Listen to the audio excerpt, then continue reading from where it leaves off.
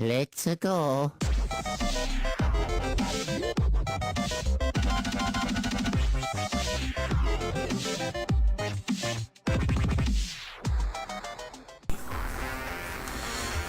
Yo, what's going on, guys? It's me, the Ninja Reviewer here, and sorry this review was a bit late, but due to the fact that it was the holiday season, and, you know, Christmas time just passed, well, just yesterday.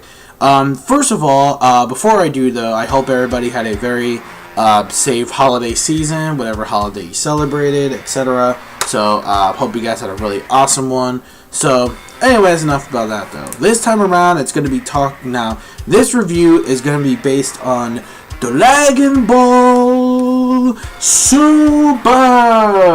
Yeah! Episode 72 review. Now, when it comes to this episode where people thought Goku wasn't really dead after all, bitch, we guessed it. Woo! We was right. Now, well, obviously, if you didn't watch the preview, then congratulations, you guessed it pretty right. But for most of us who watched the preview, we knew that Goku wasn't really gonna die in the first place. What happened is that during that time, what happened is that when, well, actually, here's the thing. He actually did die, but only for like, well, he was almost about to die. Oh no, correction. I think he did die for only like a few seconds.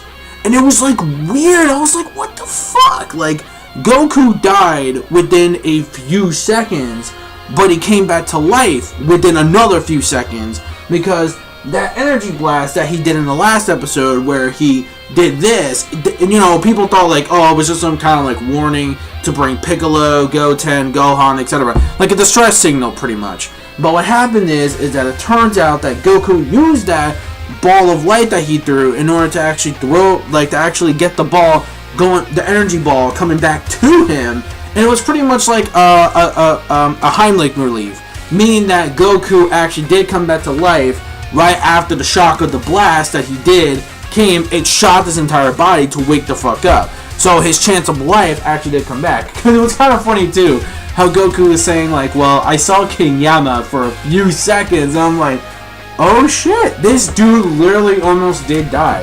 And it's weird because he's in Super Saiyan Blue God form, and you think he wouldn't be able to die that easily because he's in God form. But then again, he's not like a true God. He's only a half, well, granted, it's just a Super Saiyan Blue half God thing. So, either way, I figure there had to be some kind of weakness to it.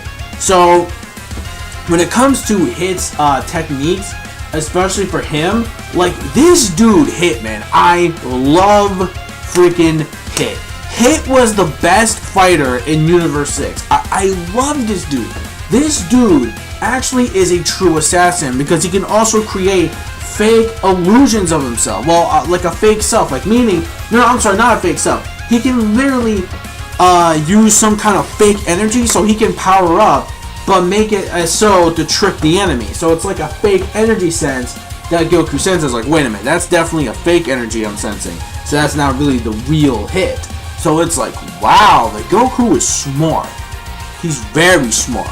Words from DJ Khaled himself. So basically, it's just like, it seems like Goku was always kind of closer to being one step ahead of him. But of course, there was another technique where he was able to actually stop, like, Goku actually did escape one of his newest time attacks that he actually thrown out. So when it comes to Hit in his attacks, he was just basically trying to dodge most of his time, like, not time skip, but he was able to actually stop time within those, like, this big ass fucking thing that he used, like this giant ass rock crystal thing, and I'm like, yeah, like, Goku just broke through that shit. He broke through the Zawaldo, man. That's like breaking through Dio's Zawaldo. That's pretty fucking insane that Goku was able to do it. There was that one where it's like a frozen time, it's like crystally rocket shit. Goku's just like, fuck that, he uses one hand just to blast it. Dude, this fight was pretty fucking good. I loved the fight. That made my Christmas weekend right there, just seeing Goku finally coming back from Hit's attacks.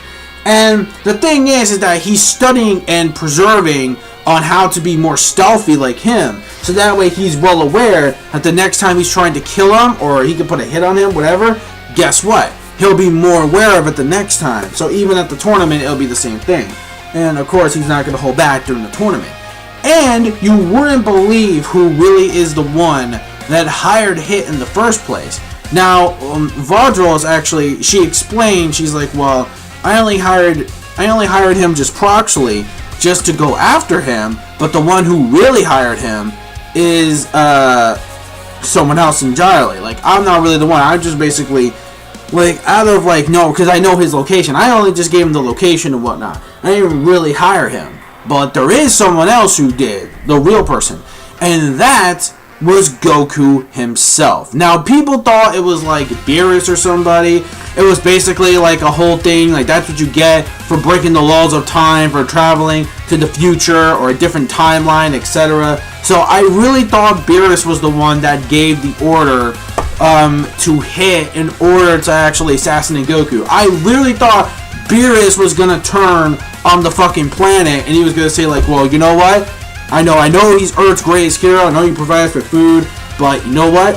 Hey, he actually broke the rules of going to the time with the time machine, messing through different timelines of different time constraints. I'm sorry, we're gonna have to freaking kill him. But thankfully that wasn't the case. It was Goku himself who hired Hit.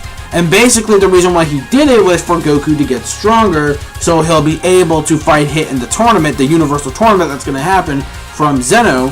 And because of that, he wants to make sure he's well aware that the next time he'll be on that same level as Hit, and he'll be able to counterfeit his moves as an assassin himself. So basically that was really cool. The fight movements are really good. A lot of people complained that the animation was going to look like garbage for this episode.